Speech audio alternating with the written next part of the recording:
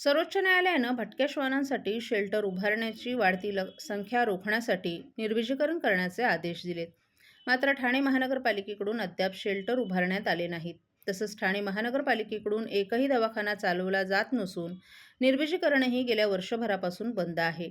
शिवाय निर्विजीकरणाच्या नावाखाली रस्त्यावरून उचललेले श्वान गायब होत असल्याची माहिती राष्ट्रवादी काँग्रेस शरद पवार पक्षाचे जिल्हा अध्यक्ष मनोज प्रधान यांनी पत्रकारांशी बोलताना दिली आहे. गेल्या अनेक दिवसांपासून ठाणे शहरातील भटक्या श्वानांचा प्रश्न जटिल होऊ लागलाय. भटक्या श्वानांना अन्न देणाऱ्या प्राणीमित्रांना मारहाणही केली जात असून भटके श्वान बेपत्ता होत असल्याचं उघडकीस आले. या संदर्भात ठाण्यातील प्राणीमित्र मनोज प्रधान यांच्या नेतृत्वाखाली ऐकवटलेत.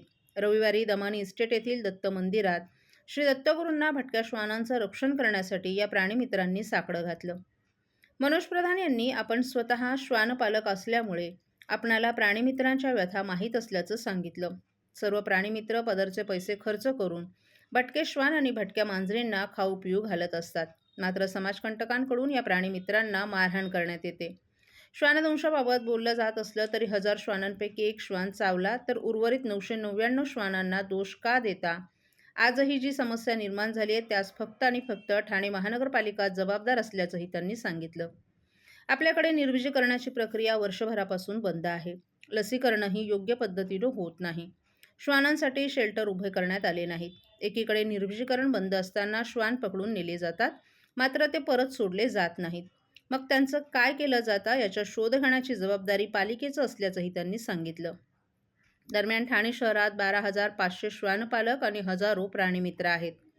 त्यामुळेच राष्ट्रवादी काँग्रेस शरद पवार पक्षाच्या निवडणूक जाहीरनाम्यात श्वान निर्विजीकरण, श्वानांसाठी दवाखाना, शेल्टर आणि लसीकरणाचा मुद्दा घेण्यात येणार असल्याचंही मनोज प्रधान यांनी सांगितलं.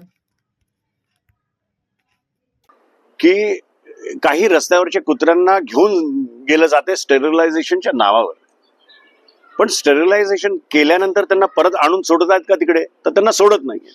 मग आमच्या मनात एक प्रश्न उद्भवतोय की ते कुत्र्यांना उचलतात तर घेऊन कुठे जातात? म्हणजे शंकेचं एक हे पाल कुठेतरी मनात चुकचुकतंय. दुसरं होतंय काय की कुत्रे प्रेमी जनता आहे, डॉग फीडर्स आहेत, स्वतःचा खर्च करून कष्ट करून रात्री अहोरात्री ते त्यांना फीड करण्यासाठी रस्त्यावर उतरतात.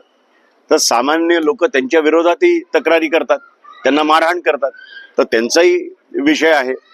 आज सुप्रीम कोर्ट जी ऑर्डर म्हणते की बस डेपो, तर बस डेपो आणि बस स्टॉप याच्यातला फरक आपल्याला अजून डिफाईन करायचा आहे.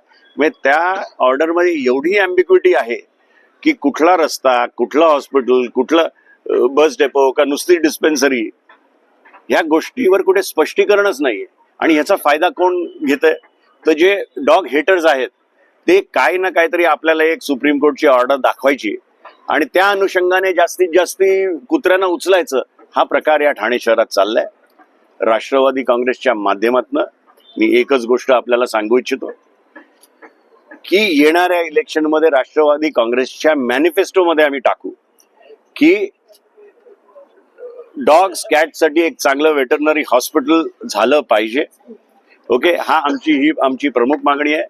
स्टेरिलायझेशन प्रोसेस, नसबंदी, सगळ्या गोष्टींवर एक चांगलं आपलं ह्युमन रिसोर्सेस आपण दिले पाहिजेत आणि त्याचं अंमल कसं होईल ते आपल्याला सगळ्यांना बघितलं पाहिजे.